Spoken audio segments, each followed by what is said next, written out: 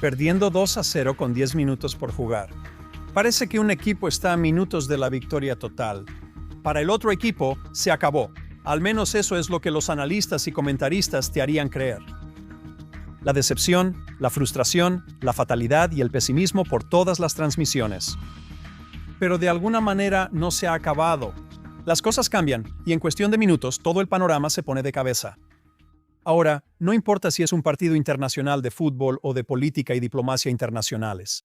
Me recuerda a las palabras inmortales del gran filósofo de la música country, Kenny Rogers. Nunca cuentas tu dinero cuando estás sentado en la mesa. Habrá tiempo suficiente para contar cuando termine el reparto. Bueno, todavía no han terminado de repartir. La política y la diplomacia no están limitadas por minutos, horas o días. Las apariencias no son lo que realmente está sucediendo.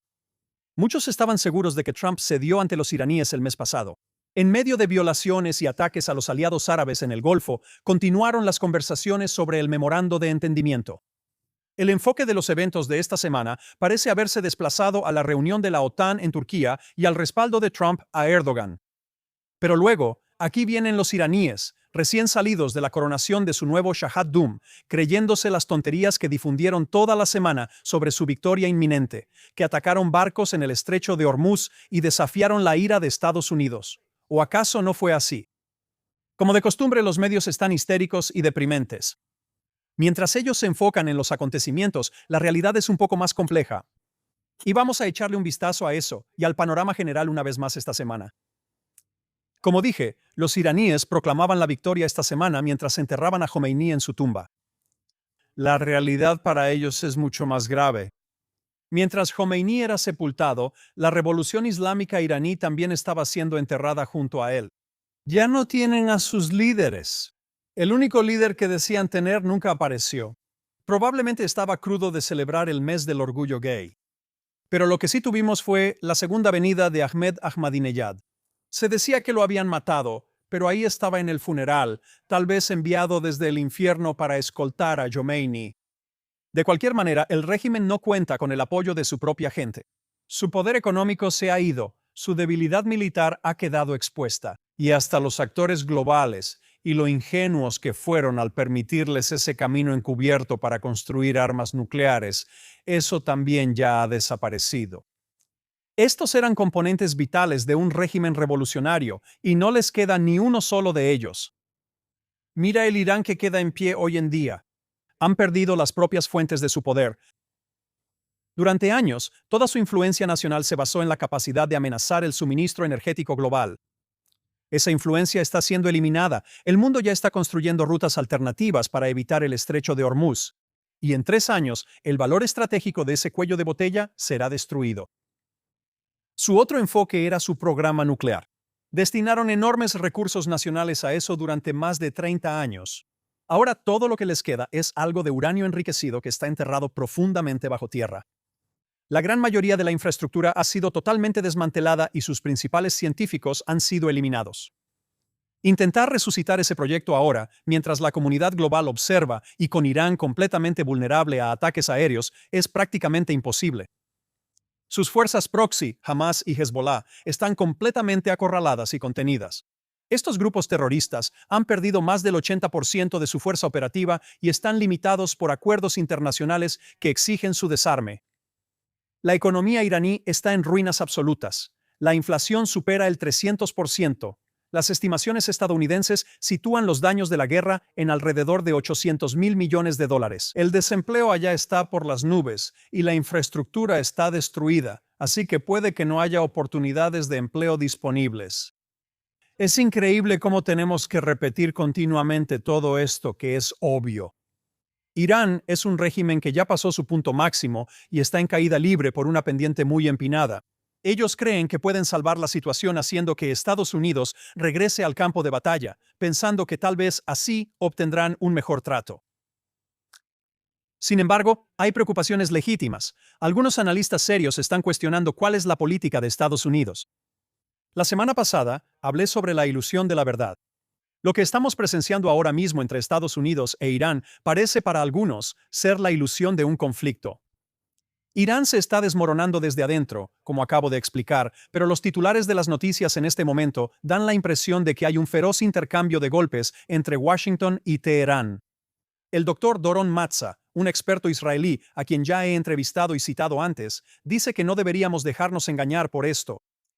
Lo que estamos presenciando, dice él, no es más que un juego cuidadosamente coreografiado. Todo es teatro, dice, que permite a dos adversarios cansados montar un espectáculo. Irán puede mostrar resistencia para salvar las apariencias y Estados Unidos puede proyectar agresión.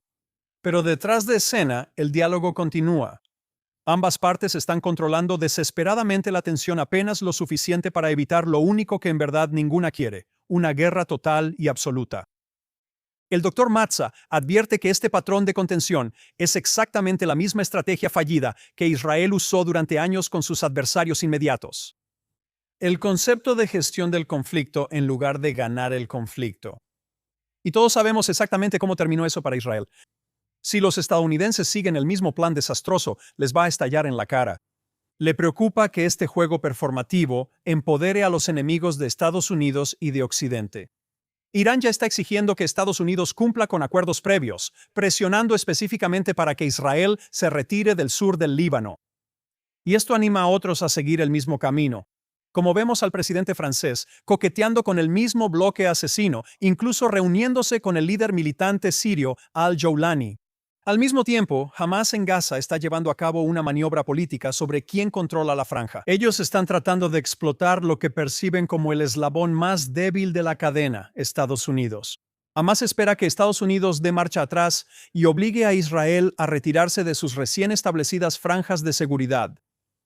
La pregunta fundamental para los israelíes es esta: ¿hasta dónde llegarán los estadounidenses al seguirle el juego al eje de Oriente Medio? ¿Mantendrán su postura o se dejarán manipular para ceder a costa de la seguridad de Israel? Muchas de estas preguntas surgieron en las últimas semanas, pero es un proceso, no un partido de fútbol. Todavía tenemos tiempo. Volviendo al funeral en Irán por un momento, la gente se enfureció por el hecho de que varios influencers occidentales asistieron al evento y elogiaron al régimen iraní mientras condenaban a Estados Unidos. Todos estos influencers y periodistas occidentales, paseándose por Teherán con tanta dedicación, me recordaron cómo, en aquellos tiempos, cuando yo trabajaba en la oficina de prensa del gobierno, tuvimos un incidente con un periodista europeo, de un medio no muy importante que estuvo aquí varios años, y lo veíamos constantemente en todas esas manifestaciones de izquierda apoyando a los palestinos contra Israel. Él participaba constantemente en estos juegos políticos. Así que revisamos cuánta cobertura había hecho mientras estuvo asignado aquí. ¿Realmente estaba actuando como periodista? Y descubrimos que era muy poca, si es que había hecho algo. Así que decidimos no darle credenciales de prensa durante un año en particular. Más tarde recibí una llamada de una de nuestras agencias secretas de seguridad, quienes me dijeron que les gustaría que siguiera dándole credenciales de prensa.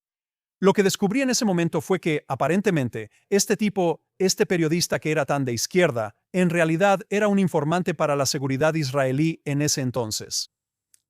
Así que, quién sabe qué maldad se esconde en el corazón de los hombres.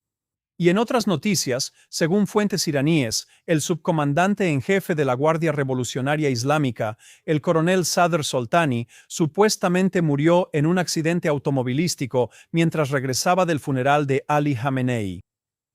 Por supuesto, ¿a poco no es especial?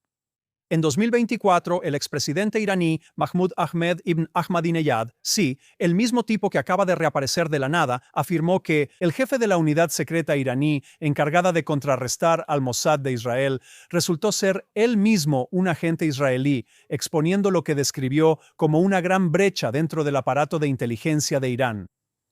Ahmadinejad dijo que alrededor de 20 miembros de la misma unidad también habían estado trabajando encubiertamente para Israel. Según él, estas personas entregaron información sensible relacionada con el programa nuclear de Irán a Israel, contribuyendo a algunas de las operaciones más importantes del Mossad dentro de Irán. Ese mismo Ahmadinejad que de alguna manera sigue vivo. ¿Podría ser él? Me pregunto. Sin embargo, así es como Israel encuentra a sus espías, donde menos los esperas. Podrían ser periodistas cualquiera o entre los miembros de la flotilla, manifestantes contra Israel. Bueno, no es que yo lo sepa, pero primero, nosotros nos vemos como todos los demás, así que no puedes distinguirnos. Pero para muchos buscadores de emociones, nada es más emocionante que trabajar para una institución. Y la palabra institución en hebreo es Mossad, por cierto. Y ya que estamos hablando de periodistas utilizados, el Comité para la Precisión en la Información y el Análisis sobre Oriente Medio, o mejor conocido como CAMERA, esta semana pidió a los principales medios de comunicación que revisen los informes anteriores sobre las afirmaciones del comité para proteger a los periodistas. El CPJ, después de recibir avisos matutinos de Hamas y la Yihad Islámica, confirmó que el CPJ tergiversó a los operativos terroristas y los presentó como periodistas inocentes. Tras intensas críticas públicas e informes de investigación que expusieron estos vínculos, el CPJ anunció el 25 de junio que está realizando una revisión completa de su base de datos de trabajadores de los medios que fueron asesinados en la Franja de Gaza. Varios de los principales medios de comunicación habían presentado, a menudo sin reservas ni cuestionamientos, los datos ahora desacreditados del CPJ sobre las muertes en 2025 que describen a terroristas como periodistas asesinados en cumplimiento de su labor por Israel. Ahora, yo trabajé con estos grupos de medios durante años. Todo está saliendo a la luz. Ahora, sobre los grupos terroristas usando el periodismo y obligando a los medios a emplear a sus miembros, eso se sabía desde hace 25 años. Yo personalmente les llevé esa información, tanto a los medios como a organizaciones como el CPJ. Se hacen los tontos, como si no tuvieran idea. Las organizaciones de derechos humanos lo saben, los medios lo saben. Ellos conscientemente emplean a terroristas durante años y te mienten al respecto, y luego presentan a Israel como un país que está matando periodistas. Bueno, ahora volvamos a lo que está en las noticias. La historia con Turquía es un poco más compleja. Tiene que ver con la visión global de los Estados Unidos. Durante décadas, la estrategia de los Estados Unidos se basó en una enorme red de aliados en toda Europa y el mundo árabe. Pero la última guerra con Irán destruyó por completo esa ilusión, obligando a un cambio de paradigma masivo dentro del Pentágono. La semana pasada, se informó que los Estados Unidos estaban considerando reubicar sus principales instalaciones navales y de la Fuerza Aérea en Kuwait, Bahrein, los Emiratos Árabes Unidos, Arabia Saudita y Qatar. Todos países que carecen completamente de sistemas efectivos de defensa antimisiles. Para empeorar las cosas, los aliados árabes de Estados Unidos se acobardaron cuando la presión aumentó. Arabia Saudita se negó activamente a permitir que los aviones de combate estadounidenses usaran su espacio aéreo para contraatacar a Irán. Washington finalmente ha aprendido una dura verdad: ya no puede confiar en sus alianzas tradicionales con Europa y el mundo árabe. Mientras Oriente Medio estaba en llamas, los aliados europeos se negaron a unirse a la lucha e incluso llegaron a bloquear las operaciones militares estadounidenses desde sus territorios. En medio de esta traición, el Pentágono describió explícitamente a Israel este año como un aliado modelo de Estados Unidos, el único completamente digno del apoyo incondicional de Estados Unidos. Como resultado, Estados Unidos está cambiando silenciosamente su estrategia a largo plazo, decidiendo construir sus principales bases regionales directamente dentro de Israel. Debido a que construir esa infraestructura lleva tiempo y porque las amenazas globales de Rusia siguen aumentando, el presidente Trump tiene que jugar un complejo juego geopolítico mientras tanto. Todo esto explica por qué está manteniendo a adversarios complejos como Erdogan de Turquía más cerca, manteniendo a tus amigos cerca y a tus enemigos aún más cerca por el momento. Y es una acción temporal de contención mientras ocurre el verdadero cambio tectónico. Los enemigos de la alianza entre Estados Unidos e Israel ven lo que está por venir. Qatar y la Hermandad Musulmana saben exactamente lo que significa esta reubicación de la base. Ahora están lanzando todo lo que tienen para socavar y bloquear esto en el terreno informativo. Sus loros mediáticos ya salieron en masa, lanzando una campaña masiva y coordinada de mentiras para envenenar la opinión pública en Estados Unidos y sabotear desesperadamente la alianza inquebrantable entre Estados Unidos e Israel. Para su consternación, se ha anunciado una reunión entre Trump y Netanyahu. Según los informes, tan pronto como la próxima semana, el primer ministro Netanyahu volará nuevamente para reunirse con el presidente Trump en Washington. ¿Qué estarán planeando estos dos para nosotros esta vez? Se espera que una serie de altos funcionarios israelíes también lleguen a Washington en las próximas semanas.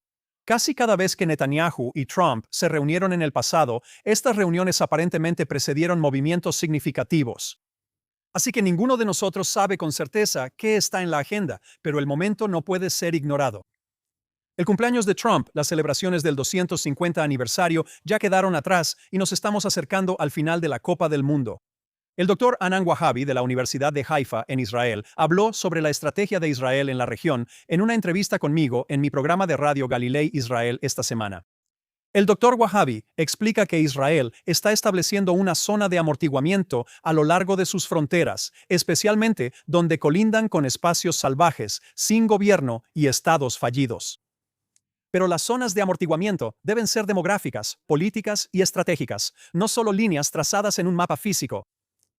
El doctor Wahabi llama a esto una doctrina de alianzas híbridas. Ya no estamos luchando contra ejércitos convencionales, estamos luchando contra organizaciones terroristas híbridas, actores no estatales que operan como fuerzas militares completamente funcionales, combinando gobernanza, control económico y guerra psicológica, todo en una sola cosa. Y debido a que el enemigo es híbrido, la estrategia de Israel debe igualarlos. Israel debe construir una red sofisticada de socios regionales, comunidades locales y actores subestatales moderados que compartan un interés común en la estabilidad y en resistir el extremismo. Simplemente tomar territorio o establecer una línea amarilla militar en Líbano no funcionará a largo plazo. La única solución duradera es derrotar de manera decisiva a las redes terroristas mientras, al mismo tiempo, se construyen alianzas con comunidades locales, independientes y autónomas que quieren debilitar al régimen títere. El doctor Wahabi también advierte que si Occidente no reorganiza estructuralmente la región del sur de Siria de inmediato, esta se convertirá en un vacío sin ley. Ya estamos viendo las peligrosas semillas del modelo Mukawama, movimientos terroristas armados que operan fuera de los marcos estatales y que fácilmente podrían convertirse en la próxima fuerza proxy hostil en las fronteras de Israel.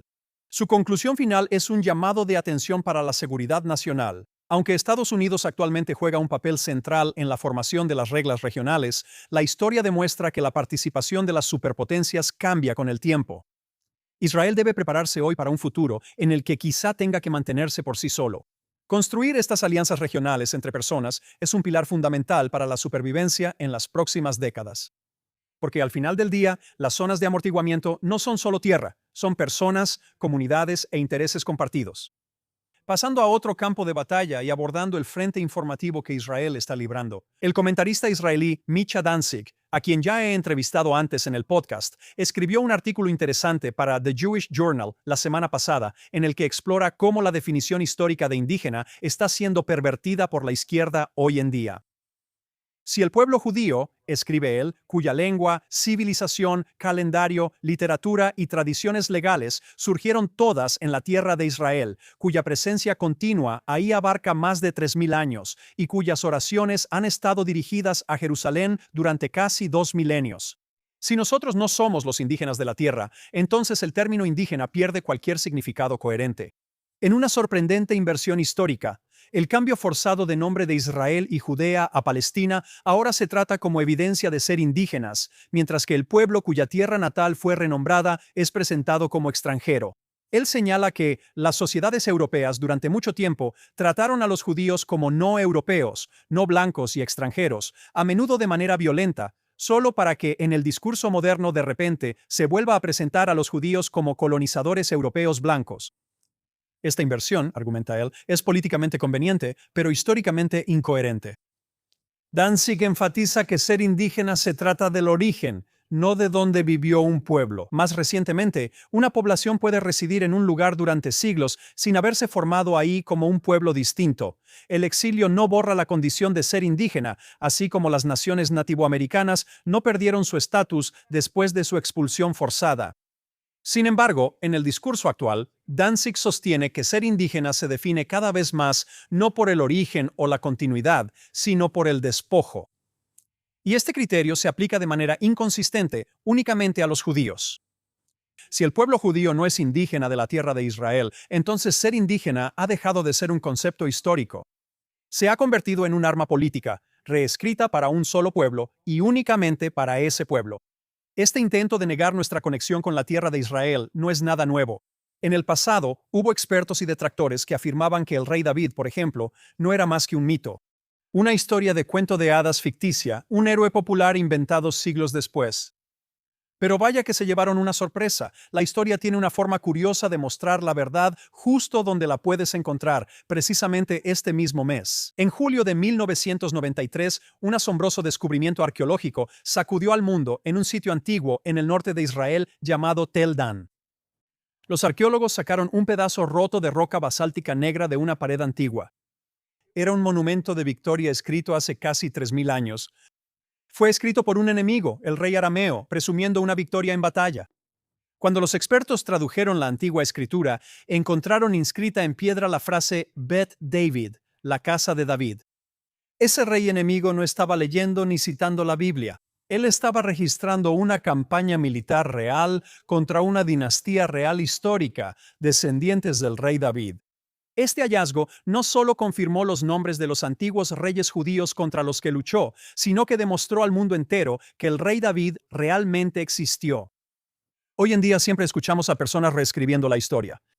Estoy seguro de que has visto publicaciones donde la gente hace preguntas simples a quienes afirman ser el pueblo indígena de aquí, llamado palestino. Les piden que nombren a un primer ministro árabe de esta tierra antes de 1948 o que mencionen a algún líder palestino antiguo de la antigüedad. O si Jesús era palestino, ¿dónde dice Palestina en las escrituras cristianas? ¿Dónde dice Filisteo? En sus propios libros sagrados, la Biblia habla explícitamente del rey David y colecciones de textos antiguos como los rollos del Mar Muerto de hace 2000 años confirman la existencia de la Biblia. Al menos esos sí lo son. Ese antiguo historiador romano, Josefo Flavio, escribió sobre la guerra de los judíos, donde relata una revuelta judía contra la ocupación romana en el año 92 después de Cristo. Él nunca menciona Palestina. Él es el autor más antiguo fuera de la Biblia que menciona a Jesús. En su libro Antigüedades de los Judíos, escrito alrededor del año 94 de la era cristiana, Josefo habla sobre Jesús. El pasaje es comúnmente conocido como Testimonium Flavianum. No se menciona que Jesús fuera palestino. 1000 años después de eso, comenzaron las cruzadas cuando los cristianos vinieron a liberar la tierra de los conquistadores árabes que colonizaron la región. Como era su costumbre, aprovecharon para saquear pueblos y centros judíos mientras estaban allí. La zona pasó de manos entre musulmanes y cristianos durante cientos de años, hasta que finalmente el Imperio Otomano tomó el control, y ellos controlaron la zona durante casi 400 años.